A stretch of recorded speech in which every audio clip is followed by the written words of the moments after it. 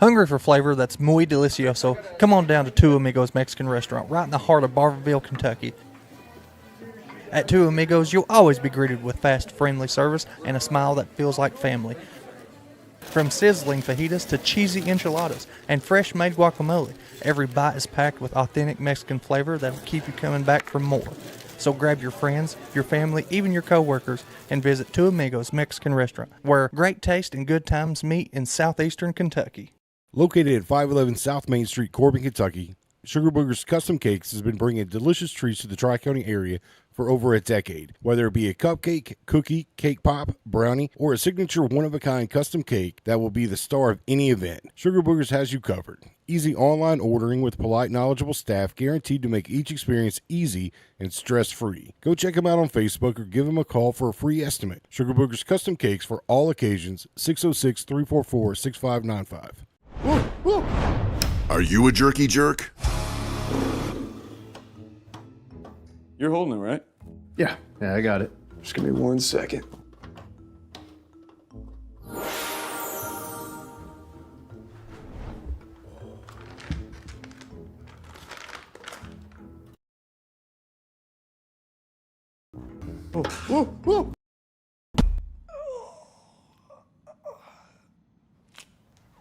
RJ's Beef Jerky. Real jerky jerks. Can you give me a piece? Yeah, of course. Step into Harvey's on Main, where your most cherished moments come to life. Located in the heart of downtown Corbin, their stunning ballroom sets the perfect stage for weddings, receptions, and celebrations of every kind. Relax and prepare for your big day, designed with comfort and elegance in mind. From intimate gatherings to grand celebrations, Harvey's on Main offers a rustic, timeless atmosphere that makes every event unforgettable. Your day, your way. Celebrate with Harvey's on Main.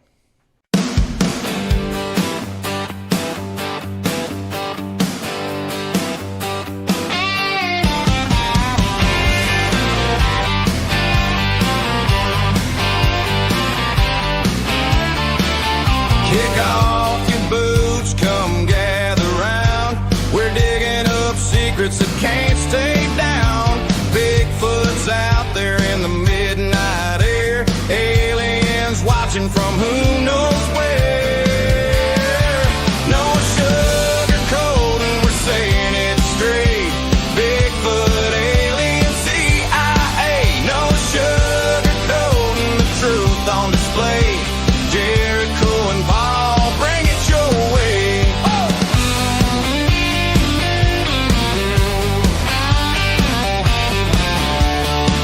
From small town whispers to city lights, we're hunting the truth in the dead of night. Conspiracies spin and the rumors fly. Country Cupid is gonna tell you why. No sugarcoating, we're saying it straight.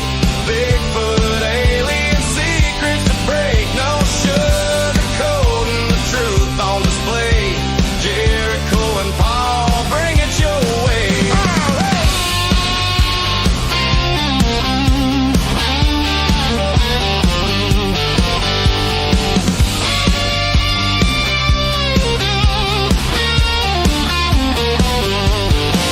Footsteps in the woods, lights in the sky. Some call it crazy, we just ask why. Laugh if you wanna, but you just might see there's more to the world than they want it to be. No sugarcoating, we're saying it straight. Bigfoot, alien, secrets to break. No sugarcoating, the truth on display. Jericho and Paul, bring it your way. Truth or a tale, come and see. We're gonna have some fun, y'all.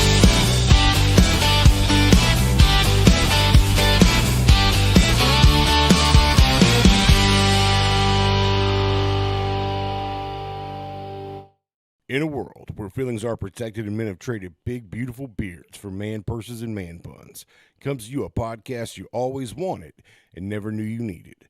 A podcast where feelings are left at the door and conversations happen unfiltered and no. Good evening, everybody that can see us, hear us, love us on TikTok, YouTube. Love us. Love us. So hold on. Comments have been rolling in all through the commercial there.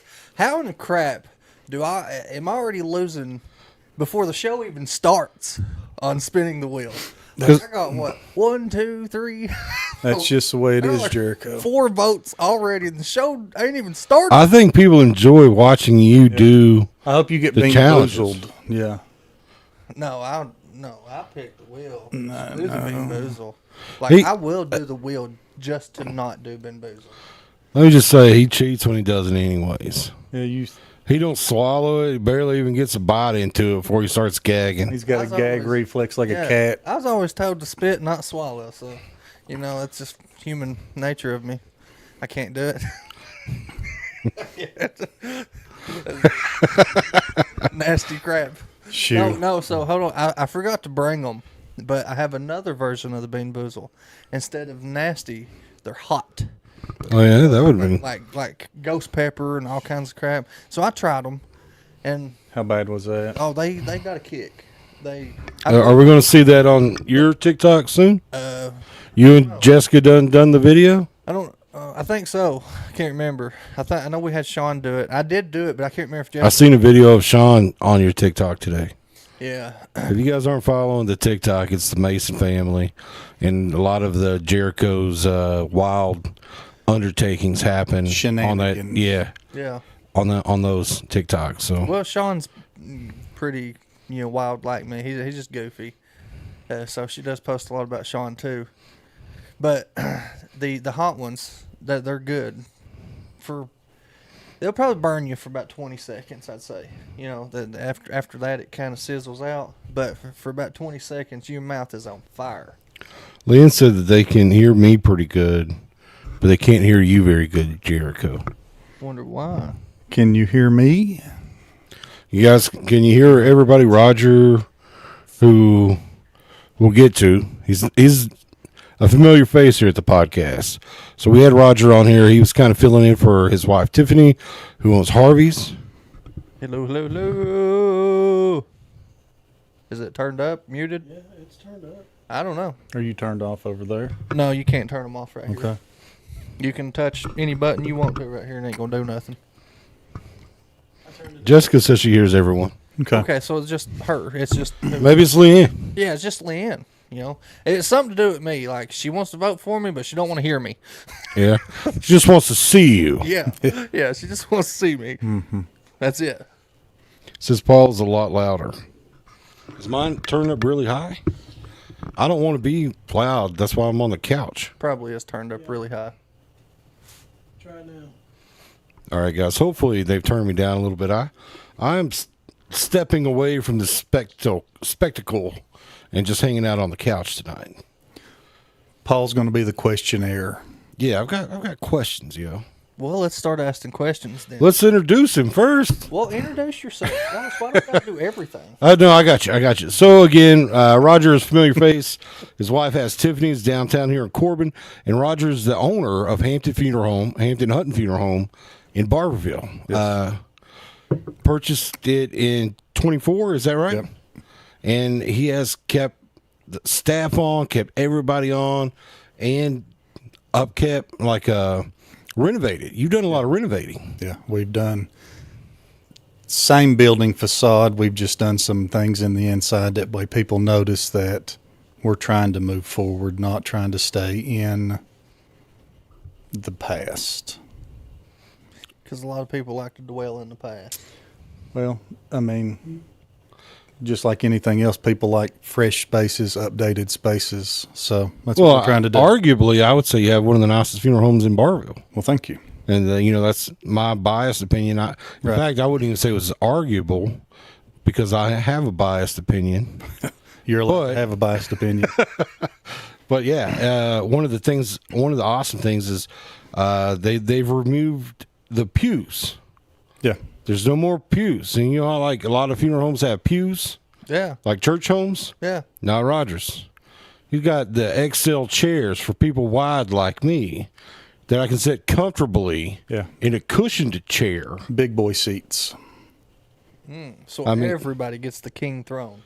Yes. And it's not pews, because you know how hard those things are. Like, I mean, you go to church, sit for an hour, and walk out with a numb butt and crazy legs because you sit there so long on those hard chairs.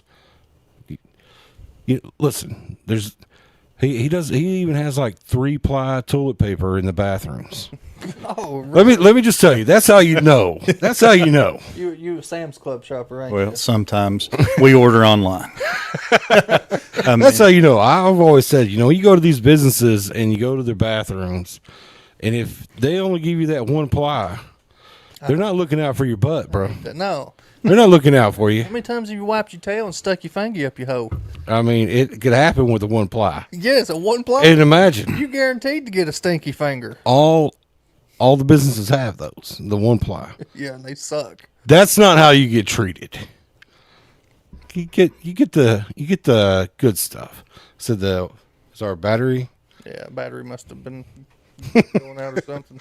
and I'm just teasing about some of this, but I mean, it's the way you feel. I can tell you with a personal experience, our family's been using Hampton Funeral Home for probably over 40 years, and they've always been kind to us. There's Always been kind to different us. regimes over the 40 years, though. I haven't been in the funeral business that long. Right. So that way there's been, and you go through different owners and things happen differently, and which you can't predict. But you're the first to update. I would say so. Yes. Yeah. Because it seems like we have someone pass away, and a lot of people do. Every couple of years, there's somebody in the family that passes away, Yep. or you attend a funeral Mm-hmm. at a funeral home, and like Rogers is the Hampshire Funeral Home. I can't say no good stuff about it. Who's going to text Paul things to burn Nobody. Jericho since he's there in person? Nobody. Okay, that's something else, folks. Every time that I have a quick-witted comment, it's came from Roger. Like, I'll get a text. He's watching the show, and he's like, "Hey, Which is did you notice this? Did you see this?" which what I love about it is you're new to this whole Yeah, it's- social media stuff. Oh, yeah. I'm- Watching our podcast and all that, and I love that you have picked us as your favorite. Can't help it. Well, that's true. This is the only podcast that I have been on. Well, and it's the only one that you choose to watch. And is true. we've begged him. Like, I've been on him since October to come on the podcast because having a funeral home is interesting to me. Like, it definitely got some vibes about a funeral home. And, I want to try to dismiss a lot of those vibes tonight. Yeah, because we tried with one already, and they wouldn't hardly answer any questions. So let's see how willing you are to answer questions. We shall see. Uh-oh. We shall see. Biggest thing is, what do you do? What all do you do for this funeral home? I am a funeral director and embalmer. So a death occurs. Me or my staff, sometimes it's either both. Either I'll go to the hospital, the home, do a removal of your loved one. Then I go back to the funeral home and we start the prep work. If you're doing traditional funeral, such as normal visitation and stuff, then I embalm the body. So you actually do the embalming. Yes. What's that like? It's not as morbid and as gruesome as people think, because this is somebody's prized possession, their loved one, and you treat them that way. Well, I've always been curious though. What all does that entail? Oh, wow. Embalming. Going to the gusto right from the beginning, Jericho? Embalming a body is when that you remove the blood and then replace it with arterial solution and fluid. So you don't remove the organs. No. The organs stay. You just drain the blood and put goo in them. Put preservatives, yes. Okay. I'm trying to dumb it down for the audience. Goo. Everybody's had jam, Jericho. They know what a preservative is. But and this gives us the chance to have visitations and funerals that could be 3 to 5 days out because of the preservation of the body. Okay. So after they're embalmed, do they still have to stay in the freezer room, or they can come out in a room like this? They can and be, stay days? yes. They can walk anywhere they want to, man. Lord, I'd love to see one walking after that. If they come walking out, I haven't done my job. No, you didn't do it once you entered their home. No. You should have checked a pulse. Yeah. So, but no, that's what I do. And then most of the time, the day after is we make arrangements. We set an arrangements conference. We make arrangements. We set times and dates, and that's when the family tells me exactly what they want to do. So you tell me what time, you pick out a casket, the memorial cards, everything. Okay. Now, have you ever had to plan a funeral in Jericho? Sadly, no, I haven't. Sadly, Yeah. I would be excited. Yes, I'd say that. That's an excellent, because most people don't know how that it goes. And some people, one traumatic experience can ruin the way the perception is at the funeral home. And that's what we're trying to break, because we're just normal people. You come in, we talk to you just like you, the way you talk. Was there any, and I'm asking this because we're in Southeast Kentucky. There's a lot of poverty around here and stuff.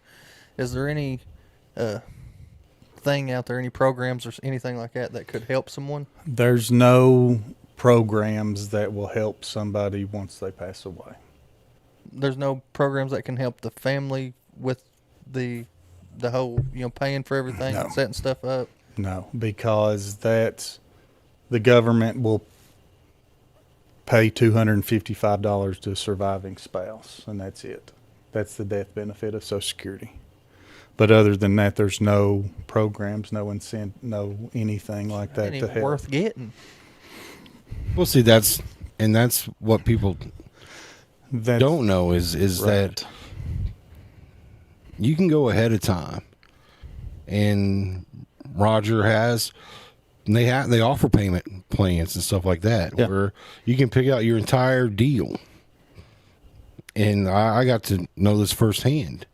I've had a cousin, I spoke about him on the show, and we knew that his time was short with us. So I met with Roger's staff.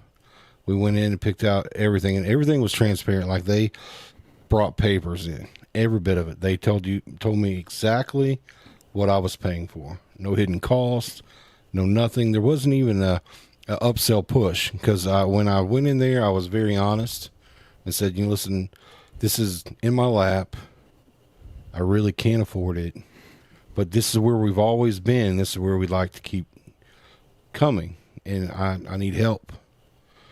So they went through everything with me, and I got to pick out every piece of it. I got to pick out how long our visitation was, because I believe that things are getting away from traditional, because it used to be they would have one day you visited, the next day you had a burial, but things are kind of moving away from a visitation day and a burial day. They're all kind of wrapping it into one. I told Roger and his staff, I said, I'd like to have traditional, where we had a day to visit and a service. And, I'm telling them all these things that I want right after I tell them about all the money I don't have. Which telling the truth. And they said, Paula, we'll work with you. Do you know how long that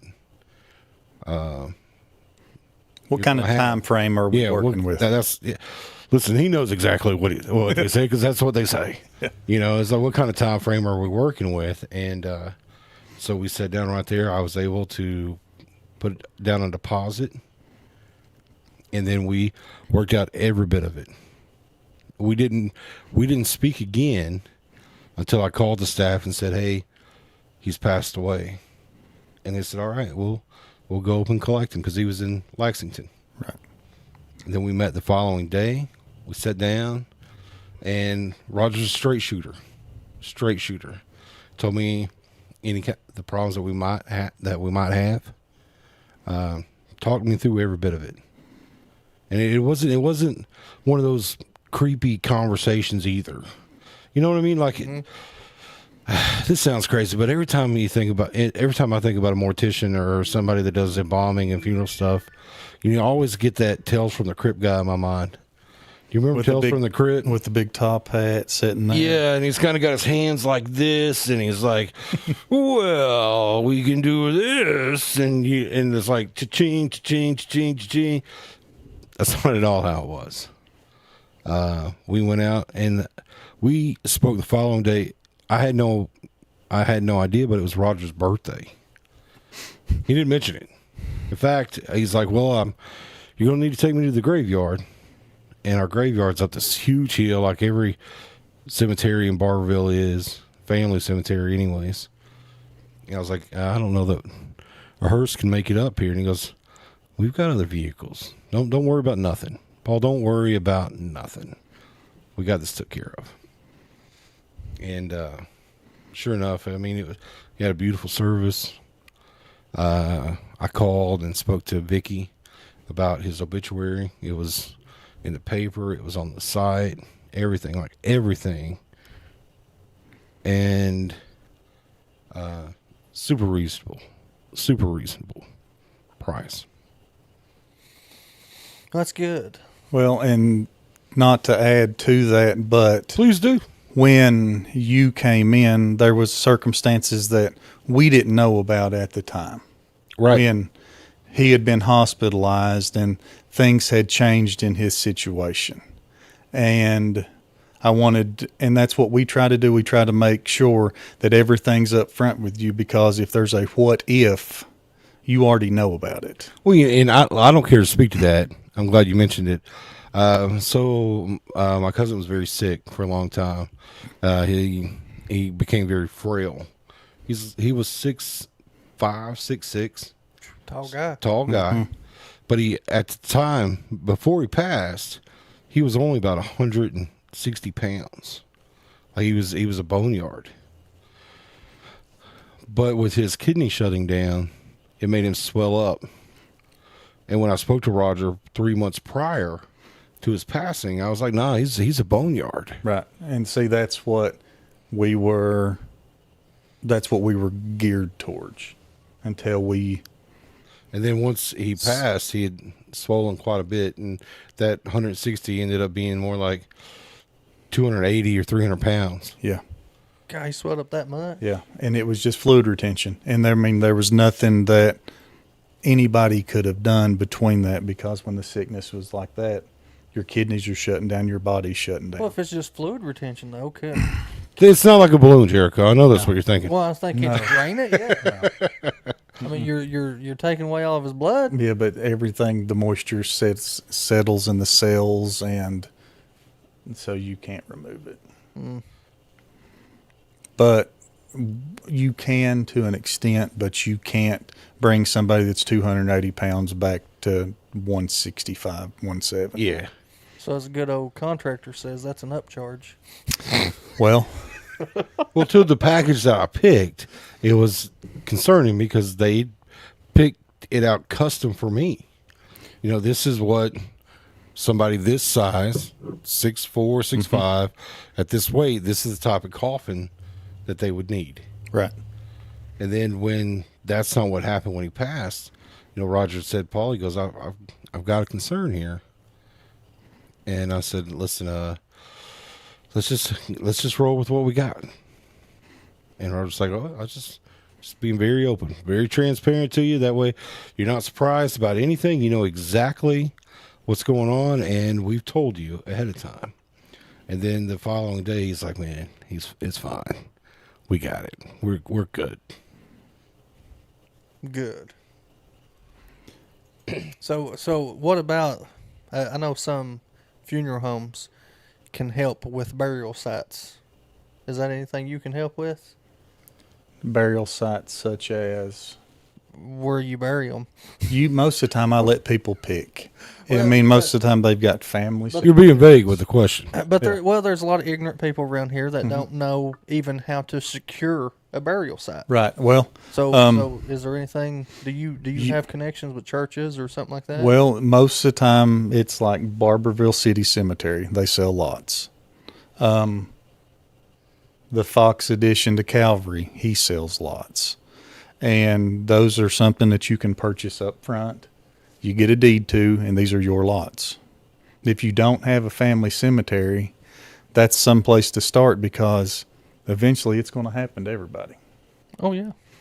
You just got to make the preparations for it. Now, what is average price for a burial plot? You know what's crazy is you don't know this, Right. but we were discussing this at your house the night that we were watching Redneck Brawl. I've already asked these questions. Well, let's Let's revisit them. let's revisit them. What's about an average price for a burial site? For a burial site at the cemetery, I would say anywhere between $350 to $900, depending what cemetery you go to Sure. per spot. Now, so see, I know, I don't know if they're still doing it, but I know, like Corn Creek Church, they were selling plots for like $150. Right. And see, I'm not familiar with that. I don't know. But that's one of those things that cemeteries are filling up. So if you want your spots, you need to buy where you want to be. See, why not just bury people 12 foot instead of 6 foot? That way you can stack them. Because you got to worry about the gravesides falling in if you're that deep. That's the truth. Well, I believe it, but I mean, if you put the coffin down and then you put your vault over top of it, Then you put a foot of dirt over it, then you can put somebody else. exactly. Right. So why not just start stacking? Because he just told you. Because the size will fall in once you get to 12 feet. Yeah, you can only dig down so deep before your hole has to be Put a whole a pillar lot wider. in. Yeah, but look how much cost you got. Look how much it's going to cost you to do it. And then imagine having to redig that every time you want to put somebody on top of it. It would be more feasible and economical to just buy a spot, buy a family plot. That way, all your family knows where you're going to be. But like you said, even that family plot's going to fill up. That's right. So you've always got to. Well, so long as you got your spot, you ain't got to worry about it filling up. Yeah, And the because thi- once I'm dead, But the thing is, you have to educate people saying that this is going to happen, and that's where we're at now. We started an advertising campaign stating prices. Here's what we can do. This is what we can do, and it's for people. That way, they can see how much something's going to cost, and they can allocate for it, make payments. So we're trying to help people because it's a whole lot of money to come up with all at once if you have to Right. under an emergency. okay. So yous both have now mentioned payments.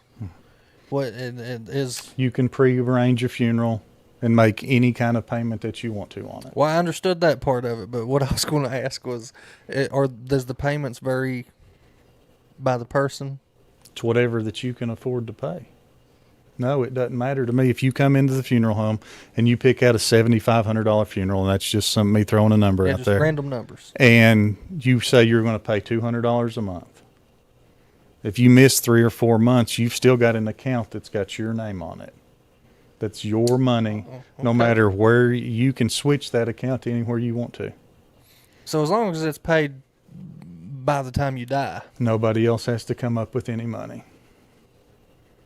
Okay. So I could go right now, start an account, and say just every tax time give you $1,500. You could do that. And then yours would be, and then you pick out your merchandise and stuff. Now, caskets are sometimes like cars. They change the models of them, and that's just the way, that's a good way of putting it. If something happens and you pick out a casket that is discontinued or that I can't get, we upgrade you to the next model. At no additional cost. Right. Because you can't help it. That's a good way of business right there. So that's solid, right? That's solid. And I think it's important that people know, because I had no idea. Like when my dad passed away, we kind of I went with my mother to do this stuff, but he had a life insurance policy, so money wasn't an issue when we went to pick everything out. But with my cousin, it was a lot different, because everything had to be penny. You know, what could we afford? And having people that understood exactly what my needs was. It wasn't, like you go to a car lot and you say, I've got $2,000 to spend on a car. They said, let me show you this car right here for $5,000.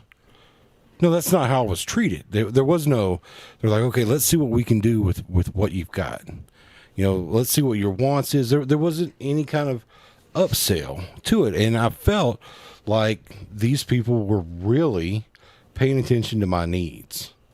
That it wasn't, nobody made me feel like any less because I couldn't afford a $10,000 funeral. It was, this is what I have. What can we do? And they did everything they could to get me right where I needed to be with the number, the price, and to give my cousin the service that I wanted him to have. Like anybody that walked through that door would have thought that we spent $10,000 on that service. And they were all treated like $1 million. They had the little rocker guy with the door welcoming everybody in. He had the cards. Nothing went out. If anybody needed anything, they took care of it. So we had Kathy Jackson. She asked, don't you also have a clothing in your package? Like, They can pick burial clothing, yes. Or they can bring clothing that they want to be buried with, and we store it if you do a prearranged funeral. okay. So if I wanted to die and get buried in a just really nice $3,000 tux, you would add that into the price and you'd go buy me a $3,000 tux and put me in it? I would feel more comfortable with you buying it and you bringing it. But if you wanted me to go to the store to buy you clothes, I would do it. I mean, he does got a pretty good fashion sense. I mean, Roger, I've never seen him look bad anytime I've seen it. Well, I mean, we can do whatever you need to do. And the thing is, with these type funerals, we can build it however you want to. It doesn't matter. And you get the same service with my staff no matter what you pick. Same people, same building, same atmosphere of we just let people feel welcome but not overwhelmed at the funeral home. They know we're in the building, but we're not standing in the chapel. Somebody's standing beside the front door to open and let people, to greet people, and then you just make yourself at home. And that's what we're trying to portray. Well, sounds like you're doing an awfully darn good job at it. Well, I mean, it takes a long time to build people's trust, and to have people trust in the way you do things means a lot. In my business, and I tell people all the time, if I can bury one person in the family, I don't have to worry about getting anybody else because they'll all come back. I can say that with 100% certainty. That I believe that. Again, is that you get treated. Some people. What'd you do, Jerk? Accidentally went ending soon. I clicked on the ending soon. I meant to click on Right in the middle of me talking. Perfect. I fixed it real quick though. Yeah, nobody barely even noticed. Nobody barely knows. You're good. The fat finger, Sorry. There it is. I seen it. I had popcorn, guys. Sorry. But no, again, and I can't stress that enough. If I know shopping funeral homes isn't something people want to do. No. They have a funeral home. That's the funeral home they always use. But guys, like Roger said, there was a time when corporations bought up most of these funeral homes around here. There's a Netflix series about it. It was Legacy, one of the Legacy groups, bought up. They were paying ridiculous prices for funeral homes. So, like a funeral home that's valued at maybe a $200,000 funeral home, they would give them like $600,000 for the funeral home. And then they changed everything. And that's one of the things that happened to Hamptons. They took the personal feel out of it. It made it more of a business transaction rather than you serving a family. It was just about what the numbers look like on the paper. Right. And then they could go red, Yeah. because they had so many. Yeah. And a lot of mom and pops got bought out around here. So a lot of people, maybe not knowing, did end up somehow switching a funeral home, even though it was the same brick and mortar. Right. The ownership changed. And, the thing is trying to hold on to the tradition of the funeral homes. And I think Roger did a good job of that. A lot of the people that you have at your funeral home have been there Right. for decades. Mm-hmm. How long has Vicky been there? Vicky's been there for 28 years. So that's amazing to me. And she's been through everybody. She started with Troy Hampton, and then she went through the corporate phase and then the 2 individual owner phases. So we've changed hands 4 times, and that's created the instability that I'm trying to let people know that I'm here, I'm back, I live in Gray, I'm not an outsider, nobody. I came to the funeral home wanting to get that hometown feel back, that you feel comfortable coming in. You just want to, I want you to have the best experience that you can have.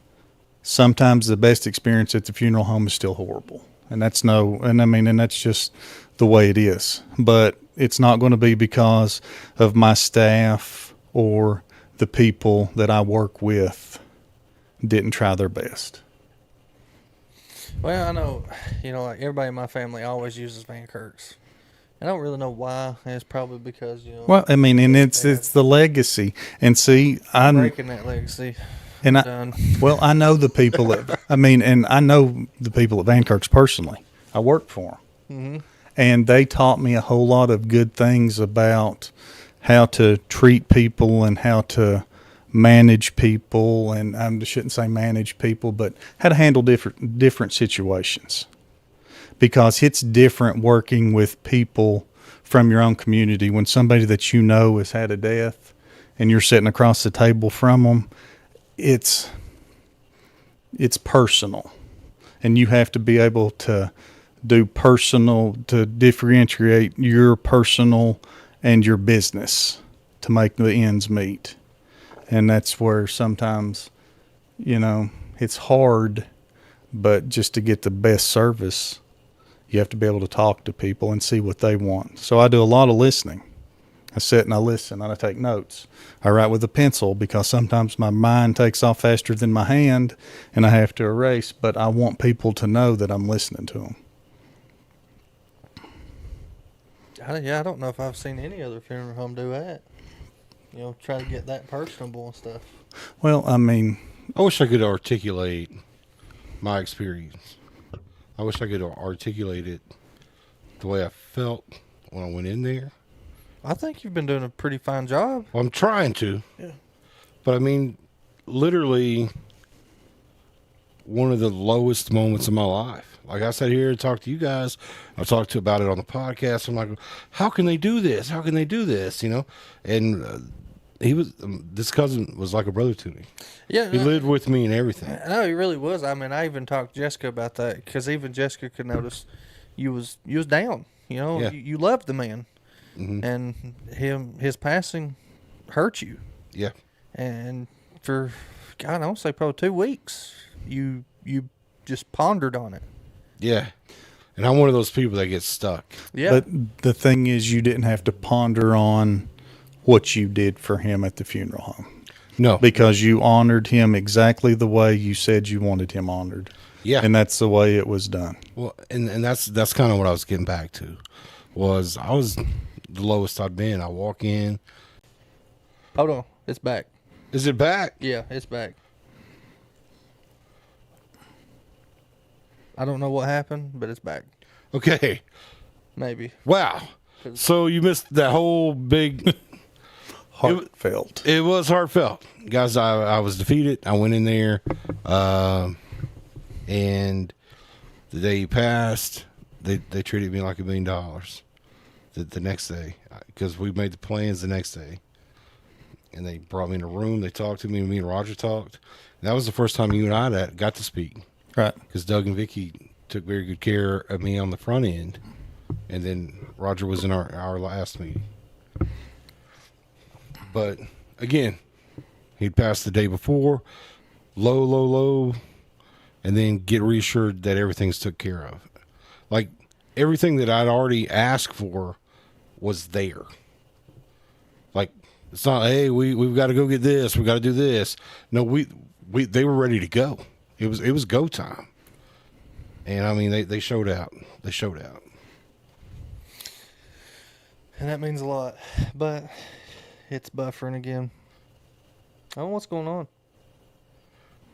You know, I ran a speed test on your internet. You only have 400 meg. Here? Which doesn't make any sense because business accounts are supposed to have 1,000. So if you're on a business account, you should have 1,000, not 400. So that's YouTube. Right. So YouTube's still going. Yeah, YouTube's still going, but Facebook is buffering again. Well, just a minute ago, they was both buffering. So I thought maybe it could have been your Could internet. you put in this before it dies to everybody go to YouTube? Yeah. Well, It's back on there yeah, Facebook's for a moment. Now it's back. just Let's go ahead and send everybody, put the link on for YouTube and ask everybody to go to YouTube because we're not having any issues with YouTube tonight. It's all Facebook issues. Like I put it on there. Did you get it on there?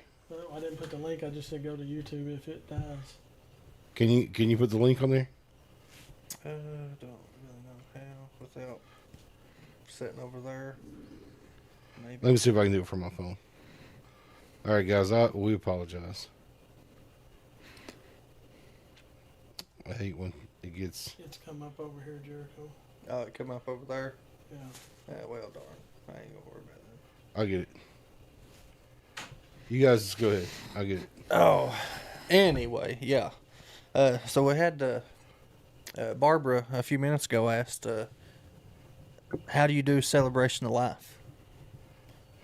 We can do a celebration of life any way that you want to. We can do it at the funeral home, and we offer if you want the person present before the cremation. We can have a traditional funeral and then have a celebration of life service with the person present. Or we can have the urn or whatever the family chooses to pick set up at the chapel, and then we can do it that way.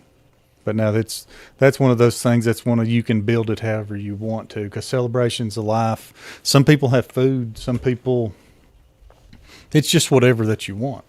So a celebration of life is like it says For the it's most of the time a celebration of life it's for the cremation, before or after the cremation. oh, well, you're just kind of making it sound like you rejoice their death. No. A celebration of life is just a different spin on a funeral. Okay. Didn't know that. I learned something tonight too What'd you learn? about celebrations of life. Because we've had celebrations of life at Harvey's because people don't like the funeral home setting. I can see that. So we can have food catered, have everything, have speakers, and it's a more intimate feeling that's not in the funeral home. Some people don't like the funeral home. What do you do? Just set the urn up on a mantle or something right there in the middle of Harvey? We've got stuff that we set up on the stage, and then we build like the memorial. Like, can you try to imagine? So there's an urn in the center, maybe a couple pictures of your loved one, and then flowers. Yep. And then there's toward the bar area, there's food where we always have food at there. And seating, and then that way you can, I don't know, eat and talk to people. Because I mean, this sounds horrible, but I don't see most of my family until somebody dies. Like there are actually Oh, that's not horrible. 5 or 10 year conversations that haven't been had with those group of folks. And sometimes even funeral homes don't feel like the place to have those conversations. Sometimes you don't want to have the conversation that you want to have at the funeral home Right. Yeah. with some of the people that you haven't seen in ever. But, Yeah. but It's like, that's oh, there's Jericho. Last time I seen you, you were drunk, naked, laying on the floor next to the toilet. And you're like, maybe I shouldn't have said that here. Yeah. Well, that's what like me and my cousin was talking about when my aunt died a couple weeks back. He got real mad, and he's like, "This is bull crap, Like we should be doing a family reunion. It shouldn't be the only time this family gets together, and blah blah blah." And I was like, "Okay, let's do one then. Why argue about it? Let's organize it." I said, "Because the last time a family reunion got organized, I done it, and hardly anybody showed up." See, that's wild. I mean, I paid for everything. Well, it was me, Justin, and Glenn. We all went in. We went halves everything. We bought everything. I organized where we was doing it. Glenn got the food. Well, Justin helped with the food a little bit, and we probably invited 50, 60 people, and I want to say 15 showed up. A lot of people don't have nothing to say until you die. Yeah, I know. So, I don't know. I don't know. Everybody's family's different. Mine just don't like to socialize, I guess. And see, my family is a small group. There's not that many Huttons left. So we all, raised around and grew up around the same place, but I don't have the big extended family unit. So my whole family can eat at a table that's probably got 12 chairs. And so you put that in perspective. If one person dies, your core group shrinks and shrinks and shrinks. Yeah. Chad just said, "I'm sending one of my clients to you. She has a life insurance policy. She has a life insurance policy, and she's wanting to see if she can assign your funeral home as the beneficiary and lock in today's rates. Is that something you can do?" She can. I can do that. There you go, Chad. He can do that. I just chat anybody. Because it's untelling what a funeral is going to cost in 20 years from now. Right. And now most funeral homes won't lock in the prices with insurance, because if you've got a $10,000 insurance policy, that's all it's ever going to be worth. But where we're family owned and operated, we can do that. So that's amazing. I mean, what I seen something. This was what people were paying for things 40 years ago, and gas was $1 less than. Right. Now it's like times 3. Everything's like times 3. And the cost of goods that we're seeing, and we don't skimp on quality. No, I can say that for sure. The same stuff that you bury your people in, I bury mine in. So we don't skimp, we don't short sell, and we don't oversell. And that's just where we try to be honest with everybody. Because that's where the profit's going to come in at, Well, you don't sell somebody more than what they can afford. Right. And if you're honest with people, here's where we're at, here's where we need to be for this service. This is how much this is going to cost. And then they get a concrete number of exactly how much it's going to cost. There's no fluctuation. That way you know exactly what you're looking at. Well, you always got the argument quality over quantity. And a lot of businesses out here, they prefer quantity and not quality. The quality is more of a long-term investment. Right. And that's what we're trying to bring back. This is what you get with us. This is family owned and operated. Yeah. Right. Where look, Roger didn't know my cousin, but I felt like he did. You know, I hope that didn't get messed up in this It stream. didn't. It didn't. You're Right. But it felt like he did when he spoke about my cousin. He was, hey, we're going to get this taken care of for Michael. We're going to do this. We're going to do this. It was the personal aspect of it where, and he even said this many times. He's like, this is your loved one, and we want nothing but respect, dignity. Like it felt like it was part of Roger's family. Now, what if are you open on the weekends? I mean, I'm sure. I mean, people die every day, but like, what I mean is somebody. We don't have set office hours on the weekend, but there's no time during the weekend that I'm not there. Probably once or twice. Sometimes people work during the week, and I meet with them on Saturday. That's what I was getting at. Yeah, a lot that's of people work Monday through Friday. That's no trouble. All you have to do is call and schedule an appointment, and we can do whatever. Doesn't matter. My schedule is flexible.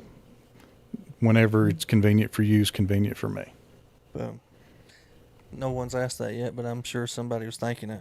So I just want to go ahead and get that out there for them. What's crazy is it seems like there's always somebody at a funeral home anyways, because, you know, services go up till 8:00 at night or whatever visitations do.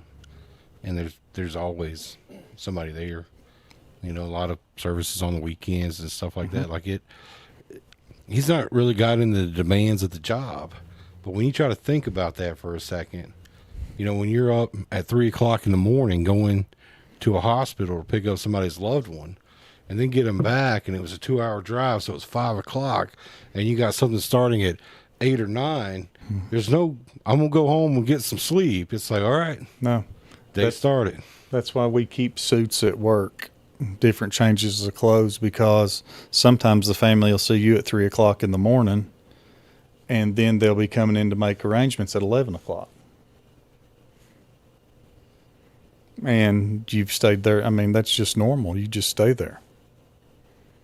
You do whatever you've got to do. Have you ever slept there? Yes. Oh, I guarantee it. Yeah, I have. I mean, I mean- I've slept at a few of my jobs. Even my office, I've got a bed. Yeah, I mean, and that's just part of it. You'll catch a cat nap because you know you need to be here, but you've been up for 16 hours. I have 16 hours. I ain't taking no cat nap. It's gonna take a crane to wake me up. But I mean, when you schedule an appointment with the family, you're there and you're present, because that's who your mind's not anywhere else. You're doing that one-on-one with them. So just to kind of not really start on the whole embalming side or all that other stuff, but if you were to give somebody steps, if you were to say, if somebody came up to you and they're like, listen, I'm wanting to start planning for my end of life thing, where would they start? How would that start? Call the funeral home, schedule an appointment. We sit down, you pick out, we see what you want. You tell me what you want, and that's the road we go down. Traditional funeral, you can pick out your casket, you can pick out your memorial folders. That's the little pamphlets that you get that's got the demographics in it. You can even pick out what kind of flowers you want. And then we write all this down. And then it's up to you on how you pay for it. Do you pay cash for it?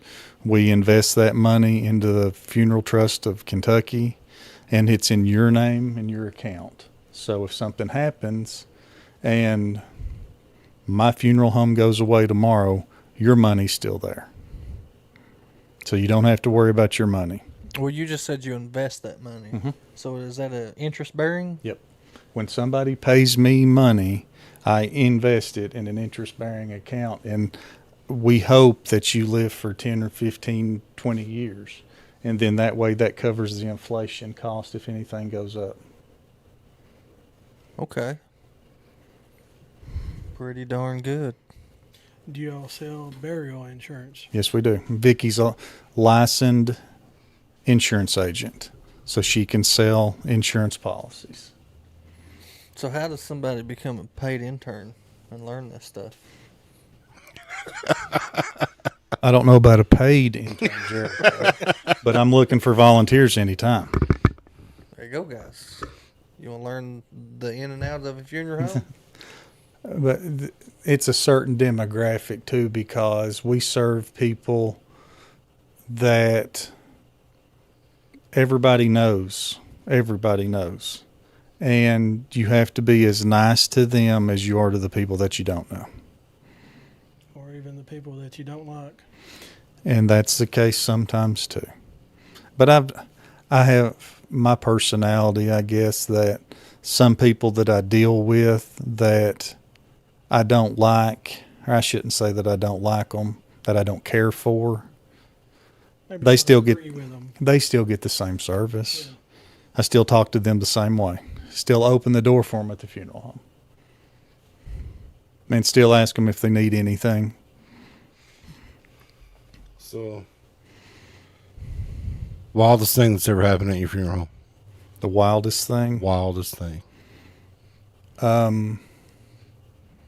We have fights in the parking lot most of the time. People leave from the break room. They want to go outside and fight. And then they expect somebody at the funeral home to break them up. That we just stay inside. As long as they're not inside fighting. I would too. I mean, Well, emotions are high. and one peeking cousin, out the blinds. one cousin comes at another cousin, and Why then is there it? they Like, go. like, really, why is somebody dying? It always brings the anger out in people. Well, it's somebody took mommy's money. Yes. Somebody spent mommy's money. I can't find daddy's check. Where's daddy's truck? Look at the nerve of her walking up in here like she cares. Yeah. Them fake crocodile tears. Yeah. She ain't seen daddy in 5 years, and Right. she's laying in the floor. I'm going to drag her out. I mean, I said that because I've heard it. I mean, and at the funeral home, you never know, because then you'll have people that say, I don't want so-and-so at the funeral home. Well, if you don't want so-and-so there at the funeral home, don't make it open to the public, because then that opens it up to the public. I think that's sort of selfish on their part. If they say, well, we don't want them at the funeral. Well, I mean, that person that died wouldn't want you to do that. So you're going against what they're saying, so that don't make you any better than Right. the person you're... The problem is that everybody's three people. Everybody speaks in the first person, the second person, and the third person. You know? It's like, I may talk to Jericho like this, and then I may say something to somebody else about Jericho. Mm-hmm. And then somebody else has got an idea of how I feel about Jericho.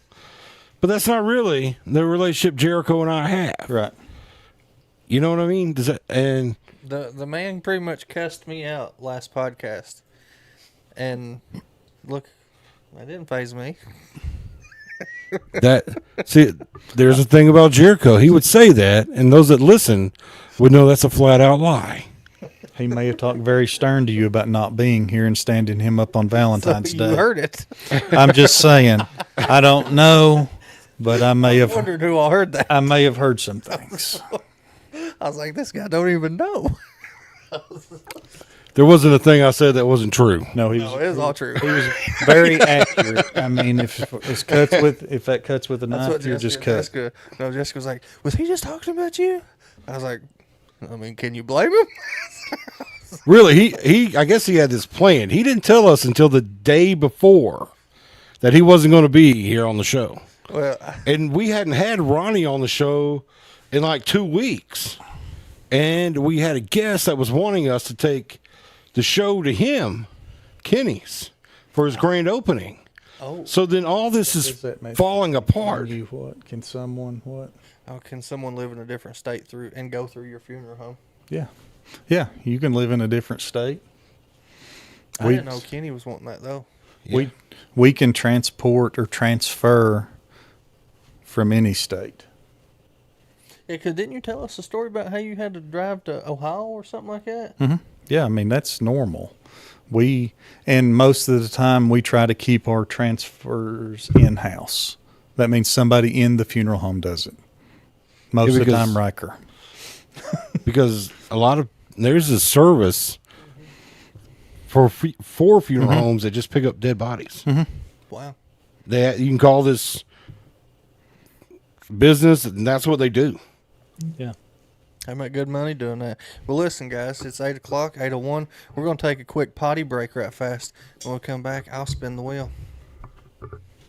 Thought you were doing the Bean Boozled.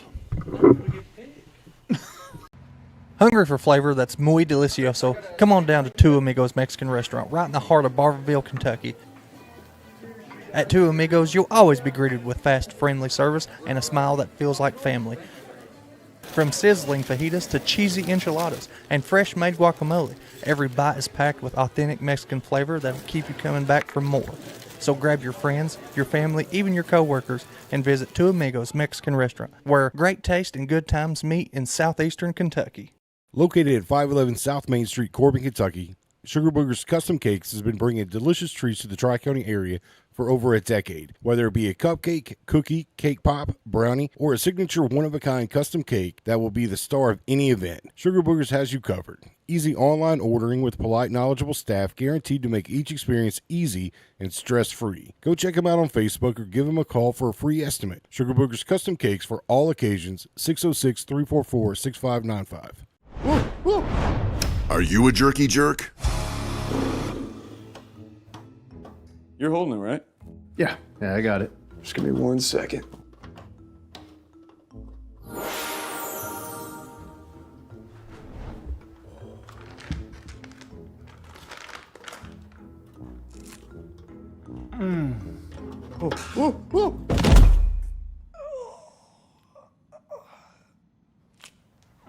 RJ's Beef Jerky. Real jerky for real jerky jerks. Can you give me a piece? Yeah, of course. Step into Harvey's on Main, where your most cherished moments come to life. Located in the heart of downtown Corbin, their stunning ballroom sets the perfect stage for weddings, receptions, and celebrations of every kind. Relax and prepare for your big day, designed with comfort and elegance in mind. From intimate gatherings to grand celebrations, Harvey's on Main offers a rustic, timeless atmosphere that makes every event unforgettable. Your day, your way. Celebrate with Harvey's on Main.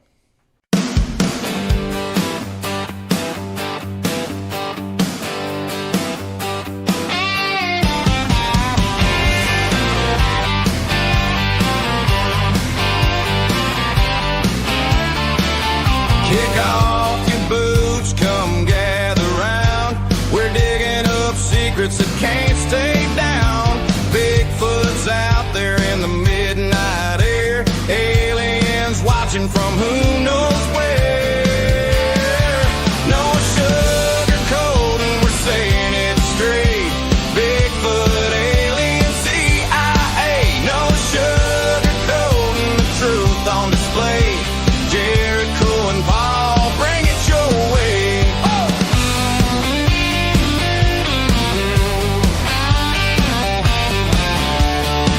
From small town whispers to city lights, we're hunting the truth in the dead of night.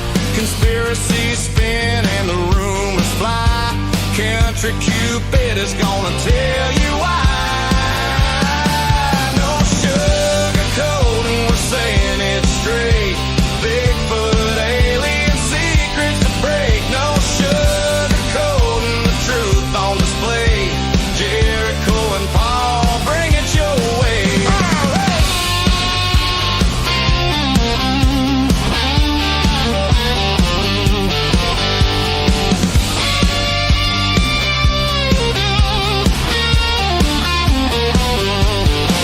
Footsteps in the woods, lights in the sky. Some call it crazy, we just ask why. Laugh if you wanna, but you just might see there's more to the world than they want it to be. No sugarcoating, we're saying it straight. straight.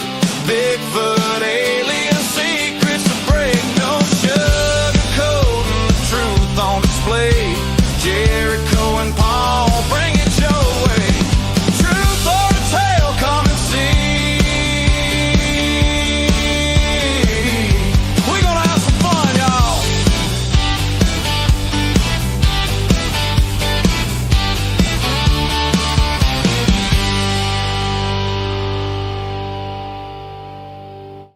In a world where feelings are protected and men have traded big, beautiful beards for man purses and man buns, comes to you a podcast you always wanted and never knew you needed. A podcast where feelings are left at the door and conversations happen unfiltered and no sugarcoating. Oh gosh. Time to do it. Bean boozled. You really want? I'll probably do them both. Let's see what this is. Probably do them both now. Listen to this guy. So there's somebody earlier on here didn't even know what the wheel is, so that tells me they're new. So this is what we call the Wheel of Misfortune. Okay, every show we do this at 8 o'clock. You cast your votes, and whoever gets the most votes gets the luxury of spinning this wheel. And today it's me. I don't make a big ordeal about it like some people do, Paul. But- Well, he's just throwing people under for no reason. Like I think he's Yeah. he's Are come you at me twice Are in you the last scared? 5 minutes. He's scared of the beans. That I sounds don't like the he's, beans. I really don't like the beans. He's- Now, Paul, I don't know how the crap Paul does the beans like he does. I mean, you talking about a He's GAM when it comes to nasty things. He's like, that tastes like wet dog. I know. Yeah. I watched that. I was like, how does the crap does he do that straight faced? Yeah. Like, that is nasty. That barf one And was he pretty swallows nasty. Come out. No, he didn't want to have to get out of his chair. So here we go. Let's see what I get today. Which one is that one? Tell a high school story. Oh, tell a high school story. God, do I have many of them. We don't have enough time All for right. this. Don't have enough No, listen, guys. Listen. Yeah, hey, that's the way it all starts out. Listen, I'll tell you the story. I'll tell you the story that can be verified to this day. Oh, Any one of gosh. you can sit right here, right now, and verify it. But I started a group when I was in high school. Called ourselves the Betas. That's right. Because at the time, that just sounded cool. the Betas. So those are the wienerless guys. So we had we had a high school wrestling team. We had a high school wrestling team, and their name was called the Wolfpacks. Right? That So- sounds awesome. Right. So I formed my own team. How did that happen? Let me hold on. In my mind, give us a backstory of like I how see did you you? with on a notepad and it says Wolfpack, and then you write down all these names and you circle Beta. Beta. That's, Yeah, and That a fit? with a check that's the one. with a check mark beside of it says, "I'm riding this pony to the end." So explain this to us. See. So I tell you, some of them guys on that wrestling team, I mean, they was jacked, you know. And I was like, I want to find some guys that are very similar. And I said, I want to wrestle these guys. But, you know, we took it way further than that. We thought we was the coolest people ever. Like, we even had matching T-shirts and everything. And, yes, I bought the T-shirts and stuff. I'm the one that made them. He's not only a beta, but he's crafty. That's right. Keep going. Right, Hey, right. did you have a mascot? No. Okay. No, we didn't have a mascot. It was a wiener dog. Presley, Zach Bray, it goes by Zach Presley. Now, he was on my team. The micro wrestler? Yeah, the micro wrestler. So if anything, he was our mascot. That was. Don't racial profile people now. Like, can you?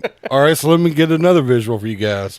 Jericho and his team walking through shoulder to shoulder down a then- hallway in a high school. And then you with a got the little one. Well, it's funny. I videoed it. See, I've always been into videoing. And so I videoed this wrestling match and stuff. And I got Zach his own little intro walking into the door. And then I pan down. There he is. It's so funny. But, yeah, here comes. He's strutting through that door. But I got my tail handed to me. Literally. The guy I wrestled, his name was Aaron. and he put me in what he called the flying squirrel.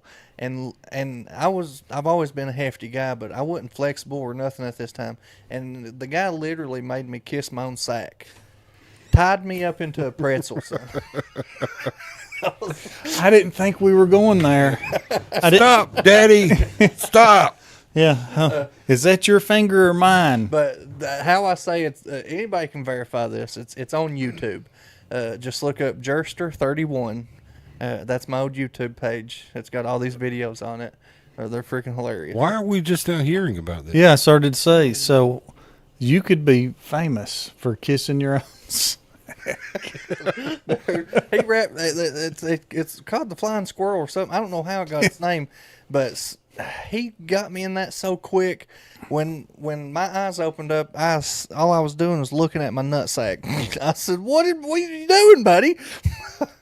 Betas, get him. Mount up. Yeah, mount up. Yeah, but it was fun. It was like 5 of them, 5 of us. And now we know There was why. like 4.5 of you guys that were being real. Now we know why he's the way he is. Yeah, but that half was as strong as 2 of us put together. Really? Listen, Zach, we was walking down the hallway once. Me and Zach would always pick on each other. Like, I loved doing stuff with him because if you want to do like James Bond 007 crap, he was your man. Because he was so tiny, no one ever seen him. Like, we snuck into the library once. Covert missions. Well, I snuck in. He just walked in. Here I was down on my hands and knees, and here he was just casually walking. He walks under the library table and everything. I'm like, Micro wrestler. This guy's like 3.5 foot tall or something like that. yeah, or 4 foot tall. But you talking about a great guy. Even back in high school, he was just so goofy. But anyway, we was walking down the hallway, and there was a trash can coming up. I didn't think nothing of it. He waited till we got right beside that trash can, and then picks me up above his head and throws me in a trash can. I was like, God, I couldn't do anything about it because it was just too funny. But You probably deserved it. But I was shocked at the same time that somebody so small could be so strong. Yeah, grab your leg and hang on, right? New nickname of a nutsack for short. So you're going to have a beta reunion? We've actually talked about it. I still talk to all them guys, but yeah, it'd be awesome. I'd do it again. But Different theme song? yeah, but it's yeah. Now that I'm better at editing and all that. Yeah. I didn't know nothing. Be back like then. Eye of the Tiger or something come in. Yeah. Everybody else come in and they're panning of the horizon. Well, and then you have to pan down and down and down and see this little guy giving you the finger. What Yeah, that I would would be always funny. I'd always get just leave class and I'd walk around the school and just record people. Like I'd how all the They call that he's a Stalking? no, you know how all the pedophile. classroom windows they always had this like 1x3 window. Yeah, all prison the windows. Yeah. Yeah, I'd go up to every door and I'd find my friends and stuff and I'd video them. And their teachers would be waving me, telling me to get, and I'd tell them shut up. This explains a lot. I mean, this right here, I can But see. I caught one of my buddies. He had a ruler in his hand, and I was like, "What's this guy doing?" I said, "He ain't measuring jack crab." And then I seen him. He stuck the ruler down, and then he stuck it to his hand, and he went, "Yeah." I was like, "Well, at least his hand matches it." Told you there wasn't enough time in the podcast for this. I don't like the moment he said nutsack, I knew We was going down we the were going drain. off the rails. Yep. I just said tell a high school story.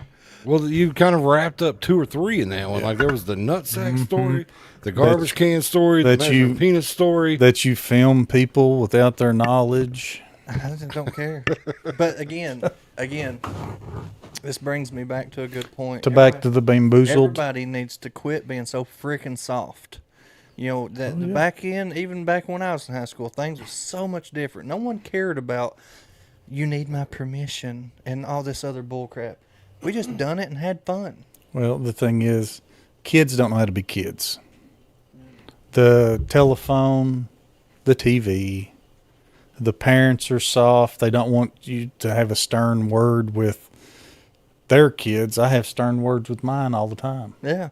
And Sometimes you need to, because that way they know where they stand. They know that you love them. They know, hey, if you do that again, it's going to hurt. Then they get hurt, and I told you. yeah. Well, And I that's wasn't walking around with no phone. I was walking around with actual camcorder. Oh, I know. That makes it even creepier. Yeah. Yeah, that does make it creepy. Yeah, People he want comes around with a VHS tape. It's like, we're going to watch this on a tape deck I got an tonight. actual camcorder sticking it in these windows, these classrooms, video in the classrooms Yeah. and stuff. Brittany bet you can't do 10 jumping jacks. Me and another buddy, we made a workout video right in the middle of class. Like you can watch every bit of this on that YouTube channel. I used to smoke in school. We go out. A lot of have people did. cigarette break now. Well, we couldn't bring a phone, but now you can bring a phone. No, Corbin, you can't. Goodness They changed gracious. What are them called? Let's Yoder see. pack? How old were you when you got your first phone? It was 2000. I was probably 16, and it was a track phone. I think I you had to have like $1,000 deposit. To I that was cell phone. 15 years old, and I think I got a Motorola flip phone where you had to pull up antenna and you flip the bottom You know, down. Zach Morris Rams. phones, bro. No, I had didn't one do of it. those. Mine was what is that? Nokia.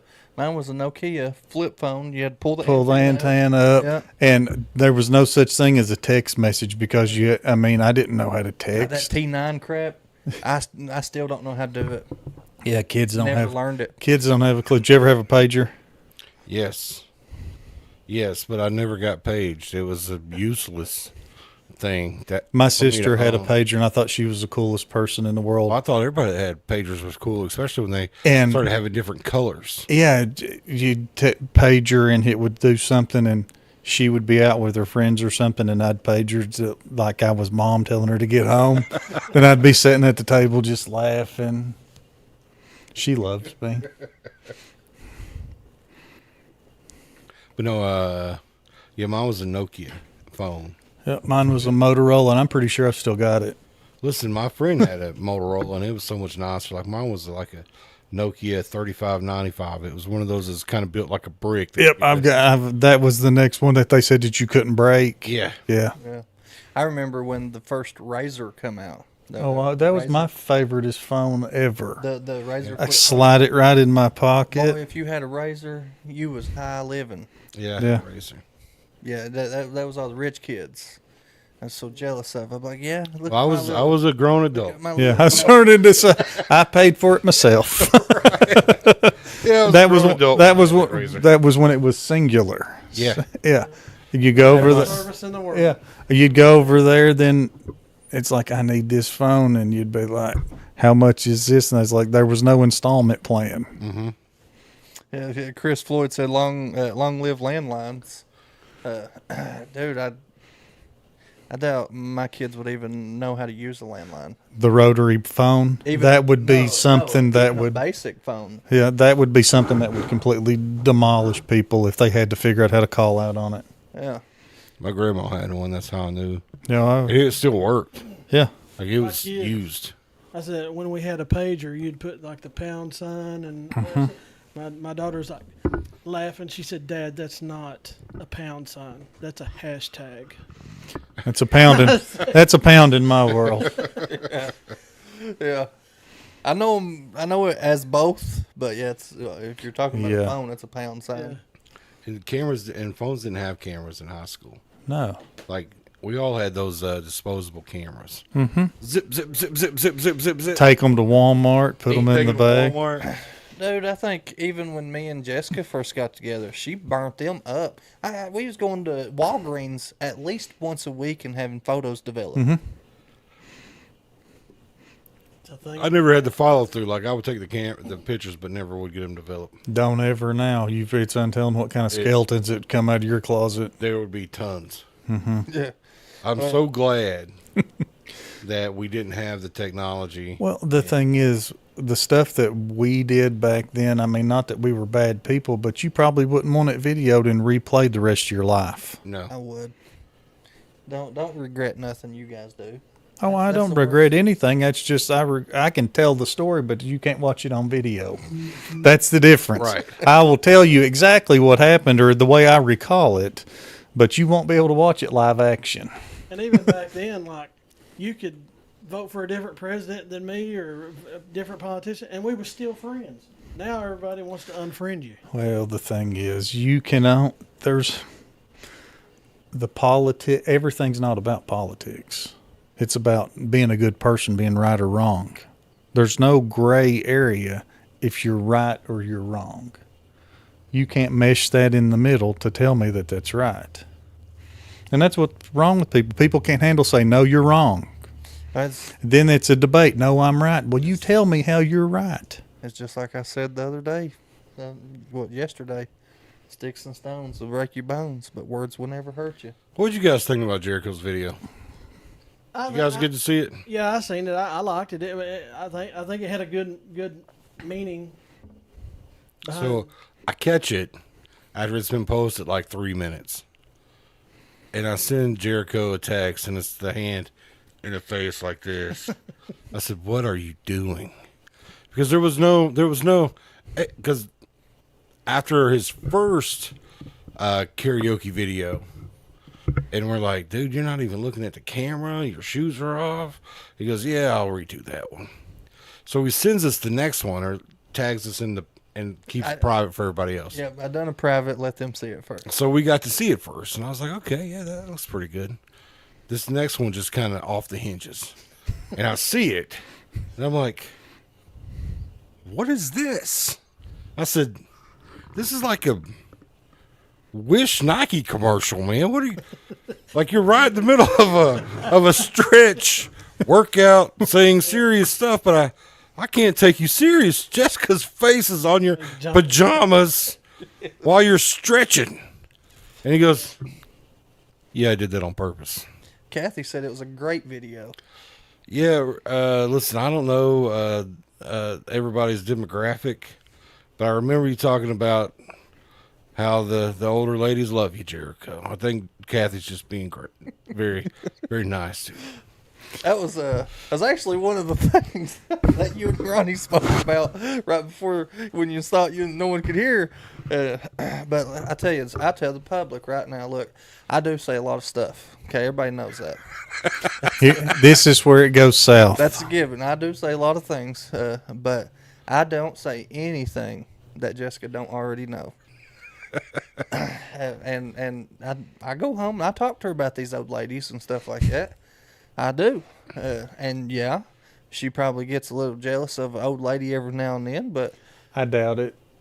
I doubt it. I doubt it. She acts like she does. I doubt it. She acts like she's stronger than what you think. She is. has She's to be. very strong. But me and Jessica's been through a lot together. We've grown up together. We've learned each other, and She's not intimidated by an old lady. I swear to God, this is how I feel. I think we're thick as thieves. That's what you said, that you believe that it's took all this time to get where you are now. Mm-hmm. I remember you saying that on the podcast. But yeah, so I was like, man, I can't take you serious. I said, can't you put on some like real workout clothes and just do It's a team. a voiceover, a voiceover while you're working out or something? I said, he goes, I put a lot of thought in this. I said, so like this is 1/3, what did I say? I said, this is 1/3 thirst trap, 1/3 serious conversation, 1/3 not serious conversation. Well, the thought behind it was, I wanted to see. Kathy Jackson was counting his damn push-ups as he was doing it. She said, I counted 24. Look at them muscles. Hercules. No, the thought behind the video was I wanted to see who would actually listen to what I was saying and not care about what was going on. So there you have it. That's not what he said. No, he told me he was doing a video to not look at the camera and talk and see if it caught attention. Right, see who would actually listen and not care about what's going on. Yeah, because technically, if you look in there, you could see each camera, and you're not supposed to be able to see the cameras from any angles. But I'm just giving you a hard time. I don't listen. I wasn't worried about all the detail. I figured you'd be able to see each camera Yeah. and stuff, but I just want to see who would actually try to listen to it while I was. Well, it's like, man, I love the message. I just can't take you serious. It was a good message though. It's You like, didn't expect close that your to come out of me, eyes, did you? just close your eyes and listen to it, and Yeah. it's fine. You didn't expect that to come out of me, did you? Just No, no. black Jericho screen. says that all the time. I mean, his toughen up Buttercup speech, I hear it all the time. Whether it's him telling the story about Sean, where he's had to tell him that, or something else, or the way that some of our videos go and the things people say, and it's like, we just gotta be thick skinned. Like I think the message was great. Yeah. And I told him, I said, man, that's a great message. He just should Just- have been a little more serious on his. You should have maybe put on some workout clothes if you were gonna to send that out there, and then because it could have been like one of those really cool Nike commercials where you see the guy, he's kind of sweating, and you hear his thoughts in his head, but he's not really saying See, anything. that was the thing though. Everything I done was strategically done. He says that. I wore them His pants on mind was purpose. strategically I wore done. the pants on purpose. My outfit was deliberately. Listen, I have no issues with Jessica. I think that you have a beautiful wife, and you show her off all the time. But then when I seen him on the jogging pants, I was like, or the pajamas, I was like, Well, she bought them for me, so I was like, okay, here we are. And then it was, so News and Drama was going around on Facebook. He's been going around for forever. But I've seen a lot less of their stuff here recently. Like, I've not really seen them post much of nothing. I know I didn't see that when I You sent me that video. I didn't see that until here recently. So I quit messaging Jericho about the video, and I was like, man, Paul, you're just being a prick. You probably shouldn't have said that. And then, the next morning I wake up and there's a TikTok video from Jericho that this News and Drama did, and it's like, oh, you should have seen the trouble that Paul got the no sugar coating cast in with the donating the $20. But Paul and Jericho are thick as mud and da da da da da. And I was like, damn it. Because it talked about how great Jericho was and how I'm the one getting us.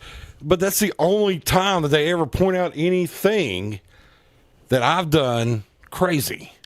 Like, Paul digs Jericho out of all kinds of crap. Yes. You do, and I tell everybody that. But they put out a video and Jericho shared it with me, and I was like, man, that's funny, because I was just thinking about me giving you crap over that video and how when I had did something rogue, because they didn't know that I did it, because that was the real issue, was rogue. And I went rogue and donated $20 to Daryl Hinkle, and both these guys got jumped for No Sugarcoating Podcast, donating $20 to Daryl Hinkle. And, they're telling me them get cussed out, and I'm laughing, thinking, well, I did take it down because I didn't want it to draw any more negative attention than it did. But now I was like, man, that's the time I went rogue, and Jericho and Ronnie got some lip service out of that, so I probably owe them a rogue or two. Well, I mean, you can You donate. got your bamboozled. You said you was going to do both. You can donate to whoever you want Probably. to, can't you? Well, yeah, I can donate, but it was one of those things where it drug these guys into the problem. And the thing about it was, like, I backed him 100% with it. Oh well, he or is we. Well, the thing Whatever he is, does, guys, I'm a you part guys are the ride or dies. You know what I mean? Yeah. One goes up with it, somebody's holding the back to make sure nobody knocks them down. How many'd you get? I always get 2 or 3. Why does everybody else get Let's try this. What's okay. the trick to get one? Now we're not spitting. We're doing one at a time. I spit. Yeah. I mean, there's a new sheriff in town. Didn't he say something earlier about not spitting? I'll do this one. You got to do both of them. You got 2. I'm not doing them both together. No, one at a time. Chew, chew, chew. You're an instigator. Paul's loving it. Let's try it. I hope it's a dead fish one. Oh, thank God. Is it He got a peach? fruity one. He got a Oh fruity yeah, that's one. delicious. The Whatever. next this- one- But he sniffed it. He kind of probably got a hint of a good scent off that. That's why I picked that one. That's the thing. I couldn't smell it because I got backer on my hands. Oh, So all I smelled was backer. Sabotage yourself. Yeah. Choo choo. We got one more. I think it was like butterscotch or something, but it didn't have like that full I don't butterscotch taste. Yeah, this one's gonna be nasty. No, this that'll one's like a stink bug. That'll be a good one because they don't even you've have got- stink bug on there. you've I got- looked. You told me one was a stink bug, and I looked, and there's not stink bug on that can. He probably ate a stink bug. It says stink bug right there. Does it? Yeah. That's not bad, is it? You got two good ones. Got two good ones. See? Oh, thank God. Is that toasted marshmallow? Yes, that's what that is. It's stink bug or toasted marshmallow. Okay. Oh man. Toothpaste Yes. or berry something. Man, look at you. Stinky socks. Good graces is on my side tonight. See? Right. You feeling lucky? And not no more. I don't want to stop. I think And it's we're good. Yeah, two's plenty, yo. I done them both. I done the wheel and Bean Boozled, guys. So I when's got lucky. the karaoke stuff coming? When are we? March the 2nd. That's our first podcast of March. Okay. People you got signed up. I got 5 people booked so far. So we're only looking for 5 more, guys. I got almost every podcast in March booked. Listen, Jericho. So are they singing in here? Yep. They got 30 minutes. Let's see, last year 30 minutes. How many Thir- songs you letting them do? they got the whole show. Shoot, that's too much. Yeah, that's too much. So this year, I'm telling everybody to show up at 7:30, and they have from 7:30 to 8 to introduce themselves and sing their heart out. And then how we do it is the next day, I'll clip their part and I'll post it, and then they have to then share it and start getting people to like it. They got 1 week to get as many likes as possible. So you got 10 people going to do it. Yeah, well, we're got 5 shooting right for now. 10. You got- We have 5 currently. We're shooting for 10. 10's the cutoff. We're not going to take any more than 10 because Right. we're wanting to end it before our 1-year anniversary show. We want to be able to announce. What are you guys going to do for your 1-year anniversary? I've already got that plan too. Well, Jericho's got a plan for us. tell us. Good chance his tits will be out. No, You're not telling? no, surprise.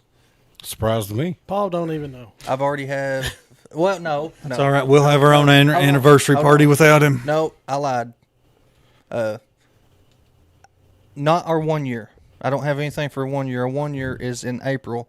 It's April the 3rd is our 1 year anniversary. Okay. Our 100th episode is next month. I have something good planned for that. Midgets. No. Now, Just dude, asking. I would have paid. They have that little guy that he was talking about come running in here in a cape and saying happy 100 with balloons behind We his tried back. to get him on here 100 times. Who? The Zach Presley. I know. I need to call him. Yeah, Well, I mean, we that got Mike Smash. He's on here now. He's actually one of the karaoke guys. Now, so far, he is going to have to be doing his virtual, his karaoke, because he lives in Arizona or Well, something. why like that. can't Chris Floyd do it? Well, Chris can if he wants to. Chris, I know you're listening right now. If you want to join, well, the reason why Chris, I thought, because he's got his teeth pulled. Well, but he could have like the end of March. Yeah, but he said it'll take 4 to 6 weeks for him to properly heal. Well, it turns out that's 6 weeks from now, the end of March. He said, I'll have my teeth by then. I'll come then if y'all want. I'll come sing then if you want. Well, you want to come all the way here? You don't have to come here, Chris. Mike, see, Mike's in Texas. He just wrote. So Mike is in Texas, and I'm going to do his virtually. So, Chris, if you want me to book you, we can do yours virtually also. I just send you a link. It's like a Zoom call, and you'll just do it all, Zoom. And then he will be live on the podcast. Yeah, it'll be live on the podcast, All right. but you'll be doing it there at your house. Yeah. But that's how Mike's does. See, but Mike, he's re-entering the Redneck Brawl. He'll be fighting in the Knoxville fight. Okay. Have you thought about your If he's status for selected. that? If he's selected. No, he's saying I will be in there. He just wrote that. So he's already selected. You can come do it then. But that's in May. Oh, yeah. Have you thought any more about your redneck brawl? I've been thinking about it a lot. Like, I mean, and this falls back to my wife. You know, I want to honor my wife. She doesn't. you don't want to be in a leotard and getting whooped. Oh, I don't mind me a bit. I'll go in a friggin' G-string. So you went too far. But no, You just went too far. no, that's just telling you. I don't care what I'm wearing. That don't bother me. It's the ring girls and stuff. You know, my wife, she does get a little jealous and stuff, and she did kind of express her feelings about it, and I'll honor her feelings. Right. You know, I feel like that's the proper thing to do, regardless of what I want to do. Yeah. You say yeah like that, like Ain't nobody saying nothing. I mean, you got to respect your wife. I mean, right, you do. Oh yeah. Happy wife is a happy life. There you go. I wouldn't say great minds, but they're certainly thinking alike. Well, Roger was thinking it too. Sometimes you pick your battles. Yeah, that's fair. Well, Leanne, I think the director, that was his thing. Like, his audio sucked, not ours. So as long as they got good internet and stuff, they should be completely fine, because we've had other people on through that video, and we heard them completely fine. Yeah, a lot of the redneck brawl folks. Yeah, a lot of came redneck bras and stuff, we heard them completely fine. But the director we had on here, we did have struggle through. All right, with him. so let me. I have three things. Okay. Three things. One, everybody that's watching, if you guys could send a prayer up for Ronnie, we'd sure appreciate it. There's no sugarcoating podcast. We feel like we're missing a leg without him here. He's going through his own issues. If you watch some of last week's episode, not the beginning where I'm talking, the end where he's talking, certainly going through some stuff, and he could use all your prayers. So a lot of prayers to Ronnie. If you guys wouldn't mind to include him in yours, we'd appreciate it. Two, yesterday a clip surfaced of Obama saying aliens were real. Did you guys? I know you've seen it because I sent it to you. Mm-hmm. He was on a podcast, and he was asked if aliens were real, and he said they are real. That he's never seen an alien, and he don't believe that there are any aliens in Area 51. That there's a conspiracy that whoever runs that, he don't have the access to. But he said unequivocally, yes, there are aliens. So is that leading to question 3? No, it's one of the question for that is, do we even need to ask people on the show anymore if they believe in aliens? You know, because that's one of the 3 questions that we ask everybody. And if we have a former president saying, yes, there are aliens, then is that something that we need to even... Well, here's my question to that. Like, how come all of his predecessors still deny it? Because a lot of information has been sent out and said about this stuff in the last, 2 or 3 years. Like, there's been a lot of congressional hearings, a lot of things that haven't been, or that were declassified, like you said. But, so there are aliens. Alrighty, Barack Obama said there's aliens. So there's got to be. Well, pilots has been saying it for years. Fighter pilots, people in the Navy. I mean, they've been saying it for I know, years. I've watched them videos of fighter pilots and stuff running UFOs down. Yeah, And them fighter jets can't even keep up with them. yeah. Were you just making fun of me, man?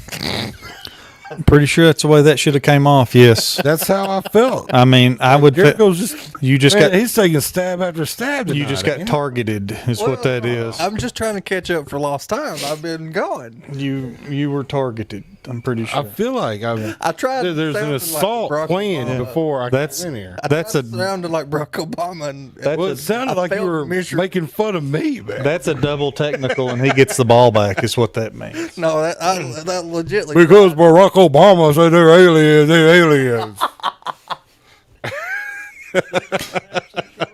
That's different president. Right? And this is where it goes off the rails. Well, Well, the last half of the show is always the best. That's the best. but we've never had a former president ever acknowledge. Acknowledge that there was something, So and actually call it by name. yeah, so that was the important takeaway is Yeah. that every president's been asked, and a lot of them say, "I don't know," or "I couldn't tell you if I did know," and to have one finally say, "Yes," but I've not seen anything Biblically.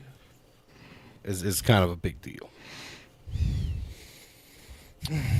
I don't know. Like, is he doing it? Because I've heard. No, he's already done 2 terms, though, ain't he? Yeah, he's already- done. Yeah, he's done. Yeah, he's done 2 terms. He's done. I heard somebody saying that he was going to try to get back in office. He makes too much money to do that. Yeah, who wants He that probably job? does. He man? probably does. So I was sitting there thinking, if he's really going to try to do that, maybe he's just trying to put things out there that's going to draw people's attention to him. But if he can, Well, then the timing is certainly suspicious. Yeah. However, I don't know that has anything to do about any kind of presidency. I think that it could certainly be a yellow news diversion tactic or whatever, not attack but tactic. So, anyway, so that is one of the things. So Ronnie, aliens.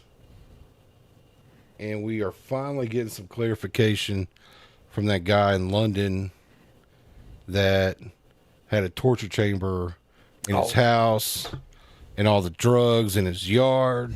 yeah, that guy's so stupid. He got off easy. That guy did. So they found. So to back up, if you guys don't know the story, I think it was last year, sometime About the maybe. middle of last year. It was August of last year is when it started. I could pull it up and anyway, so the guy in London, he did not pick up any charges for any of the sex stuff. No. They found an underground bunker in this guy's yard. Found skeleton remains under his garage that he claimed was Indian bones that he found and just brought back home and buried. But in this chamber, they found handcuffs and all other kinds of torture things. But he had a dead deer hanging in there. My theory is just to mask the smell of everything else. And it played off because the only thing he ended up getting charged with is drug charges. All right, so I've got the article pulled up here, so I'd like to read it directly. That way I'm not giving bad information. So Laurel County man entered a plea agreement pleading guilty to drug possession and distribution charges on February 11th. Scotty Shelton was arrested on August 12th after a search of his property led to the discovery of 6,000 pills consistent with the appearance of oxycodone, 1,200 grams of methamphetamine, according to the affidavit by Special Agent David Wilson with the Drug Enforcement Agency, DEA. During the search, Wilson also said officers found a white metal structure on Shelton's property that smelled a strong odor of something decaying coming from inside. After Shelton consented to the search, Wilson said deputies found a cell-like room that appeared to be a torture chamber with handcuffs, rope, and other devices. Deputies also reportedly found a deer carcass inside the room, multiple firearms, and what appeared to be human bone buried in the structure's garage. Wilson's affidavit said Shelton advised officers that an unknown male had brought Indian remains to his residence and buried them in the garage area. So the article goes on, but that's the talking points of the article. So what's being said is human remains, and that somebody brought Indian remains, like bought them, to bury in this torture chamber where all the other dead stuff is. The Indian remains was just his good luck charm, hoping it would ward off the police to never catch his torture chamber. Well, it doesn't necessarily mean it was a torture chamber. Maybe he had a freaky girlfriend. But, you know, Well, regardless, the guy is a serial killer. He's probably This is Jericho has an opinion. well, Yeah. you know, they Disclaimer. must have found out what he said was true because Well- they didn't charge him with anything else. well. I mean, look back. You know, we had a lot of missing people and all this and that. And most of them still missing. But since that man's been locked up, This is again a This disclaimer this is my opinion, but but because he's making allegations. He's tying things together here. I'm tying things together in my own allegations here, but I just think it's a little weird that activity has decreased since the man's been caught. Well, it's wintertime. And plus, he didn't get charged with, People still jog in the Human winter, remains? guy. I mean, which, you know, the girl that was missing in Mount Vernon, they found her where? In Maine. Yeah. No, Maryland. Maryland. Yeah, Maryland. Yeah. They found her in Maryland. So, I mean, The thing is, that's what they charged him with. There was a plea deal, so that means they let go of stuff. They have let go of stuff to make other stuff stick, is the way it sounds. Yeah. Sometimes the judicial system, it's not as cut and dried as what people think because there's a big backstory. and they don't I'd let wanna the lose. drugs go. Yeah, I'd but have hung him with the killings. Well, they don't know that you there's got, any killing. you have to prove it. That's the whole, that you have to be the bearer of burden. Well, and- you have to prove it. And that's why he's so smart. That's why he had a deer hanging. If somebody found bones in your front yard right now, I don't know how they got there. that's exactly right. Okay. That's what you're going to tell somebody. I don't know how you got there. I saw you out there digging last week. You saw me digging in the backyard. You found them in the front. See? It's your word against mine. Right.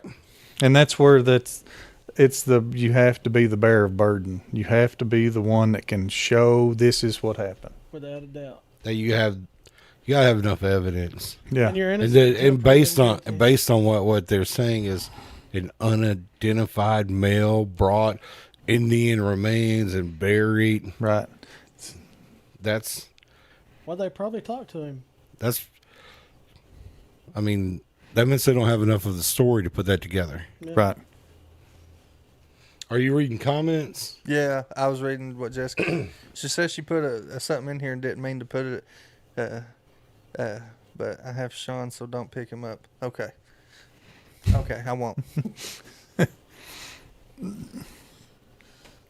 Well, I think there's a lot of stories. The problem is prosecution, they try to work plea deals so they don't go to court and lose. So a win is a win, even if they do let something go. Well, I mean, But- I think it's important to know that they didn't put in the article what exactly the deal included. Right. You know, because I mean, maybe he has got a life sentence on just the pills and cash and stuff alone. Because the moment that you kind of tie up that, and we were having this conversation with Ronnie, the moment that you tie up that much narcotics with firearms, that's a whole nother level. I mean, they stack it. Yeah, that changes what floor you're on in the courthouse. Right. You know what I mean? Like an enhanced charge. So I wonder that maybe he still got like 30 years for the drugs and the guns are like, oh, this guy ain't gonna live that long anyways. We'll just let the rest of this go. What is circuit court below district? Or is Circuit it court's by- criminal? It's higher than district. Okay, so that's what it is. So like district court, you can do civil cases up to $25,000.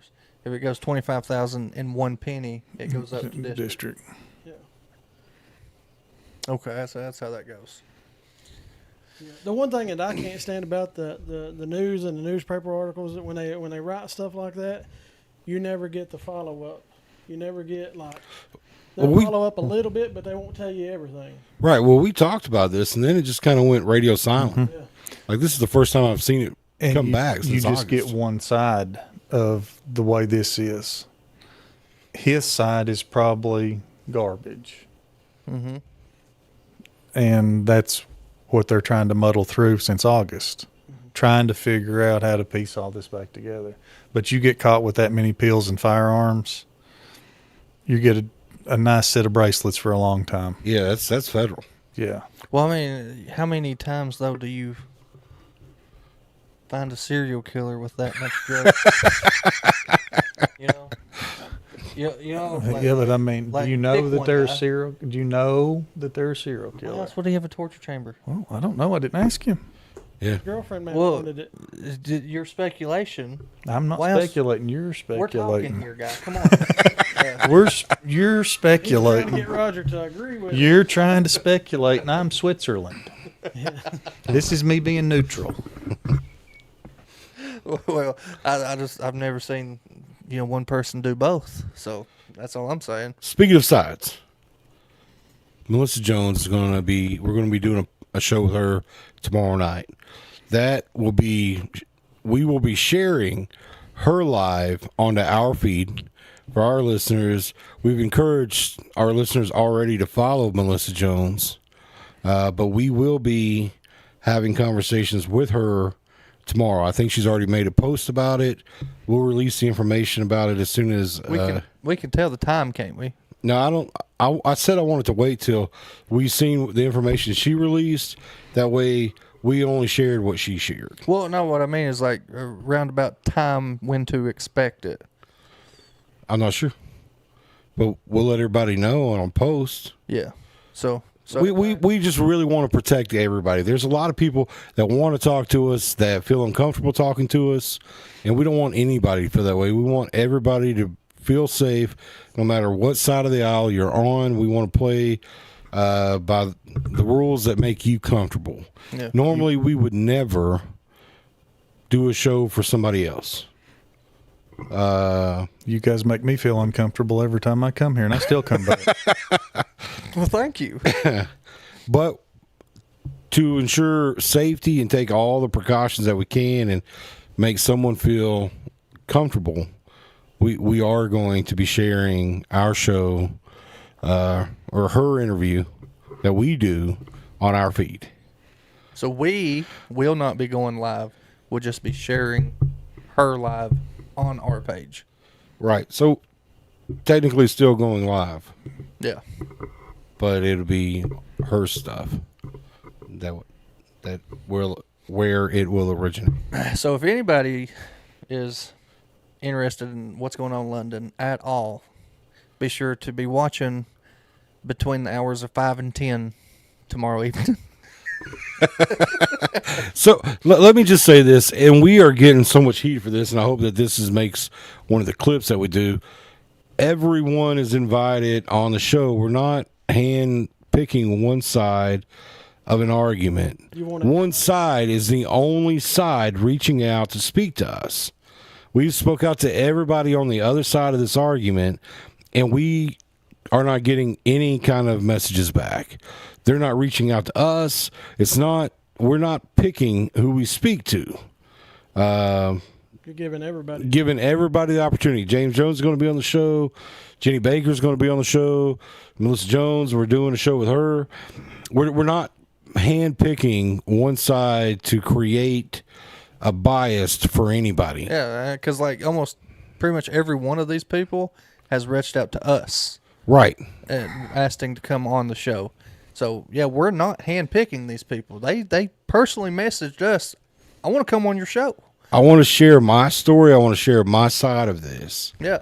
And it's important that gets out because there's a lot of fire coming from those posts from London, a lot of arguments going in the comments section, and they talk about our credibility and us being biased, and that's not even the case.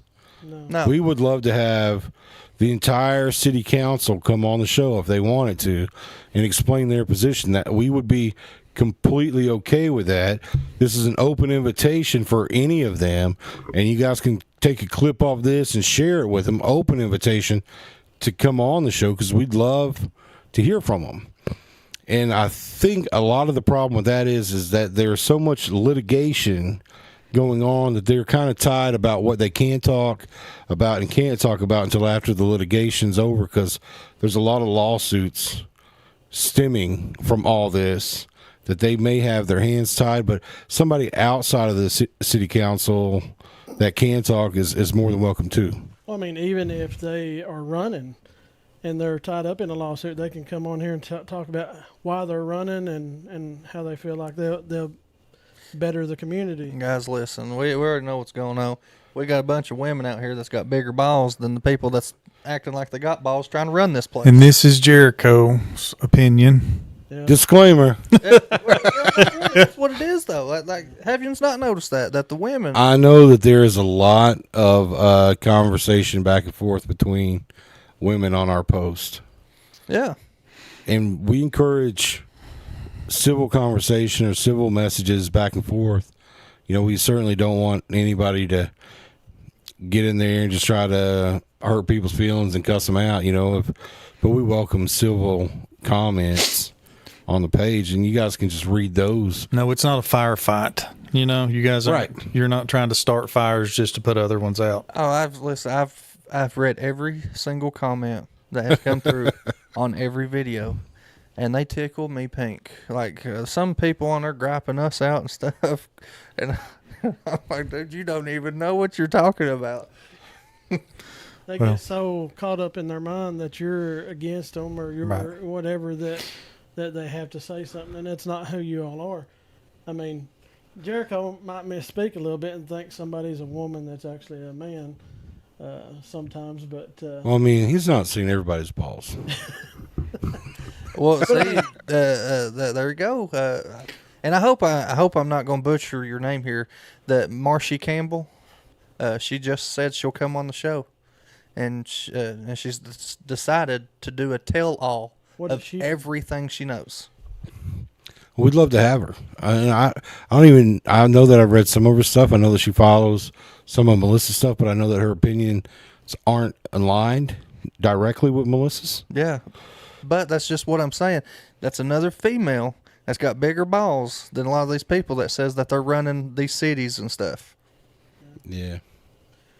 I mean, we're not all going to Maybe ovaries. She's Just got like- bigger ovaries. just like us four. We may not agree on everything, but we're all friends.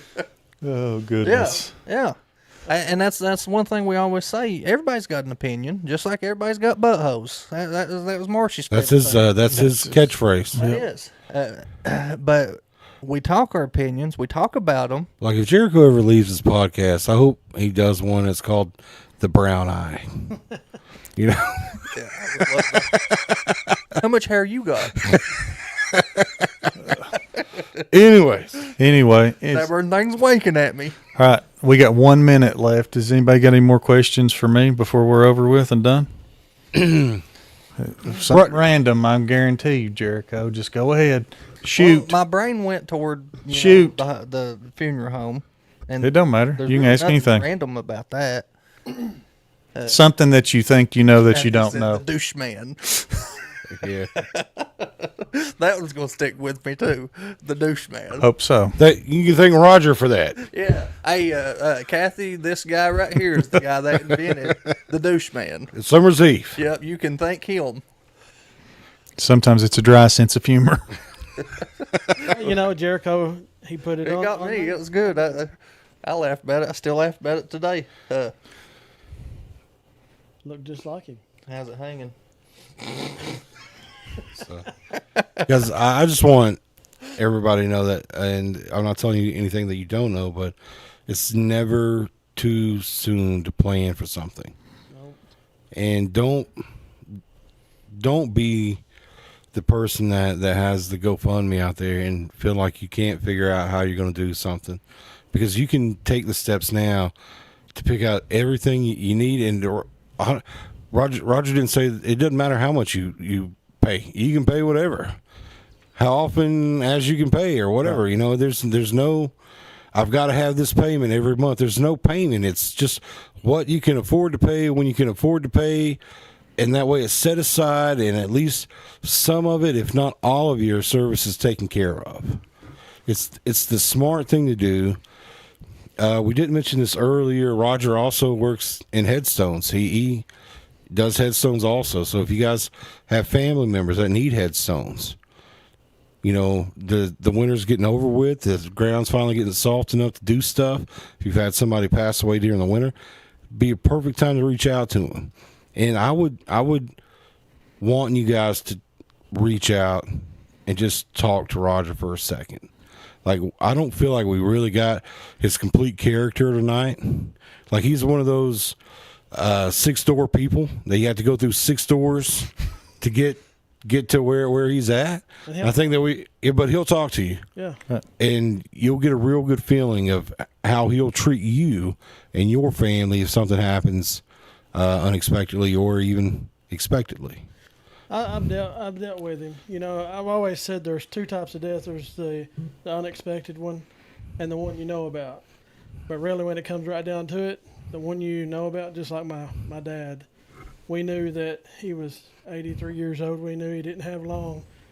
But when he died, it was still unexpected. You still had to plan. You still had to go make the arrangements. And that's where I met Roger, was at his funeral. And, you know, I've talked to him. I talked to him at the gravesite, talked to him during visitation down there. And I like him, you know, and he's a good person. And, you know, we didn't have no problems. But if you're listening to this podcast and you don't have a funeral home that you deal with, check Roger out. Even if you do and you don't like it. Yeah. Listen, this guy's as genuine as it comes. Yeah. I can tell you, just 2 Saturdays ago, we were watching Redneck Brawl drinking beer together. Like, this guy. Yeah. He's like one of us. He's not that generated Yeah. Tales from the Crypt character No. that you think of when you think of funeral home directors. No. And I guarantee you, when just like with me, I seen him at my dad's funeral. Hadn't seen him until the Operation Save Christmas, and he knew who I was. You know, and that means a lot with people. So, I guess my real point is, if you don't have a way to bury yourself, make plans now, because if it can be today, tonight, tomorrow, next week, just get it started, because we're not promised tomorrow. So the point of what you're saying is, no, you're never really prepared for death. Exactly. But Roger Hutton can get you better prepared. Yeah. I will do the best that I can do to help you facilitate what you want for your loved ones, no matter what that is. And that's it. That's the only thing I know to do. Good. I will help you any way that I can. And he's not lying about that. So, guys, if you need any help with any funeral arrangements, go see Roger Hutton at Hutton's Funeral Home. Ain't it Hutton? Hampton Hutton. Hampton Hutton. There we go. See, Yep. I don't care We about kept Hampton. we kept the traditional name because everybody knows Hampton. So Hampton, Everybody knows Hampton Funeral Home. Hampton So, Hutton Funeral Home. Go check them out. yep. I'm in Barberville, but I mean, I will do whatever I can do to help anybody. Like I said, my family always has used Van Kirk, but I'm breaking that. I'm going to Hampton Hutton. Woo! But We like the Van Kirk people. Roger. Yeah, I we started all to say, like them. I'm- We like them. I started to say they're my friends. it's 9:05. We've had a good night. We'll see yous again Friday. Everybody, peace out. Good night. Love yous. Thank you, guys. Hungry for flavor that's muy delicioso? Come on down to Two Amigos Mexican Restaurant right in the heart of Barberville, Kentucky. At Two Amigos, you'll always be greeted with fast, friendly service and a smile that feels like family. From sizzling fajitas to cheesy enchiladas and fresh-made guacamole, every bite is packed with authentic Mexican flavor that'll keep you coming back for more. So grab your friends, your family, even your coworkers, and visit Two Amigos Mexican Restaurant, where great taste and good times meet in southeastern Kentucky. Located at 511 South Main Street, Corbin, Kentucky, Sugar Booger's Custom Cakes has been bringing delicious treats to the Tri-County area for over a decade. Whether it be a cupcake, cookie, cake pop, brownie, or a signature one-of-a-kind custom cake that will be the star of any event, Sugar Boogers has you covered. Easy online ordering with polite, knowledgeable staff guaranteed to make each experience easy and stress-free. Go check them out on Facebook or give them a call for a free estimate. Sugar Boogers Custom Cakes for all occasions, 606-344-6595. Are you a jerky jerk? You're holding it, right? Yeah, I got it. Just give me 1 second.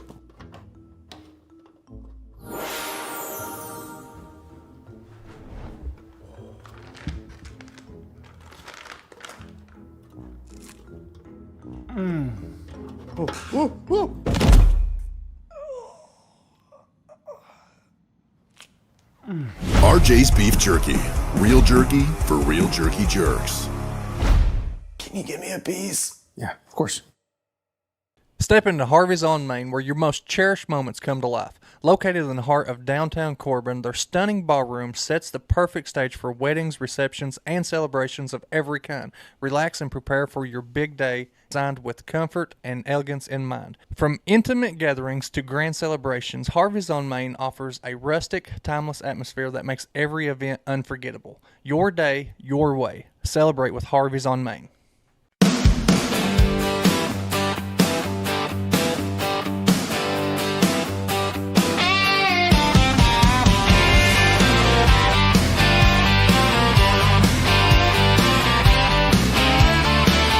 Kick off your boots, come gather round. We're digging up secrets that can't stay down. Bigfoot's out there in the midnight air. Aliens watching from who knows where. No sugarcoating, we're saying it straight. Bigfoot, alien, CIA. No sugarcoating, the truth on display. Jericho and Paul, bring it your way.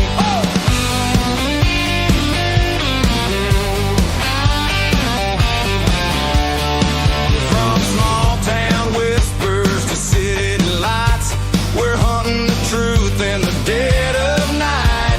Conspiracies spin and the rumors fly. Country Cupid is gonna tell you why. No sugarcoating, we're saying it straight. Bigfoot, alien, secrets to break. No sugarcoating, the truth on display. Jericho and Paul, bring it your way.